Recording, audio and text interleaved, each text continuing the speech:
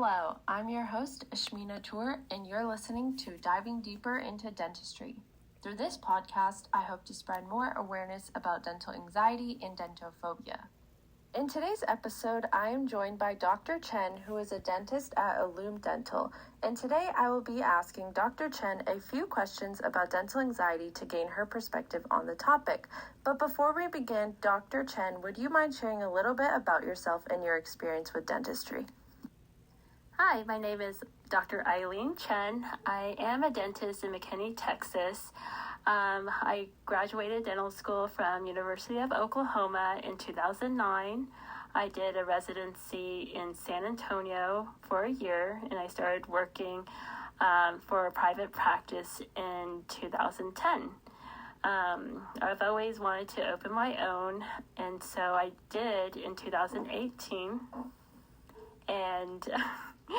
And so that's been an adventure, but I would never change anything about it.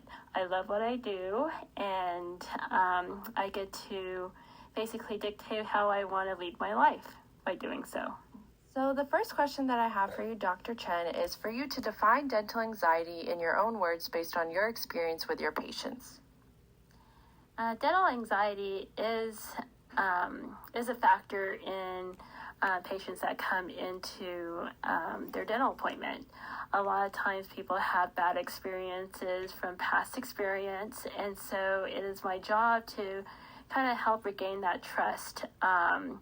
There are some dental anxiety that is fear-related, and so we would have to try to accommodate that with providing anti-anxiety meds or methods.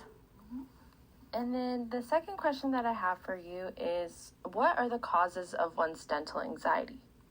I believe the cause of dental anxiety is from experiences in the past, as well as personal fear of us encroaching into their personal space. It is a problem that a lot of people have, and I'm here to help them through it. Mm-hmm.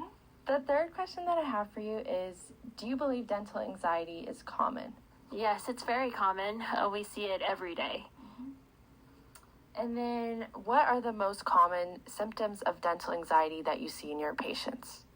The common signs of their dental anxiety is some people do show their emotions by crying. Even adult patients, they withdraw from conversations.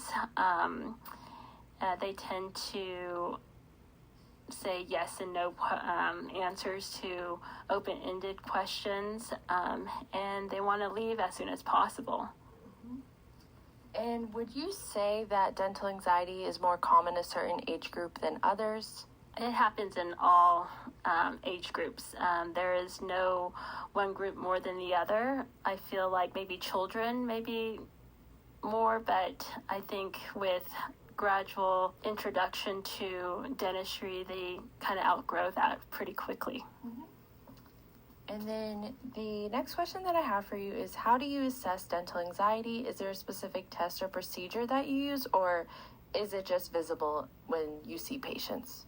I actually talk to the patients about their anxiety, how to move forward with treatment, because I want to make sure that they're comfortable during treatment. So usually in the very first appointment that I see them, I do ask a few questions just to get to know them. And by doing so, I kind of have a judgment in their anxiety and whether they would prefer being sedated for it. Mm-hmm. And when do you believe using sedation to treat patients? And how do you treat other patients who don't want sedation that suffer from dental anxiety? The patient usually requests being sedated.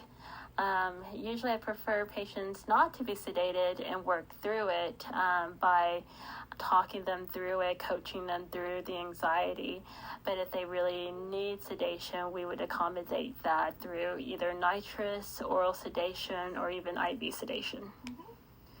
And then the last question that I have for you today is, what is one thing you wish people knew about dental anxiety or just dentistry in general? That they shouldn't fear dental procedures or the dentist. I think coming more often can help decrease their anxiety, which is probably opposite of what they think. Thank you so much, Dr. Chen, for joining me on today's episode, and I really appreciate your time and your responses. Thanks for listening to this episode of Diving Deeper into Dentistry. I hope you enjoyed it and gained more insight into Dr. Chen's perspective on dental anxiety, as well as its symptoms and treatments. Please be sure to subscribe so that I can join you again soon and provide you with more information about dental anxiety. If you like this episode, please feel free to leave a review. Thank you so much for listening, and I will be back with another episode later this week.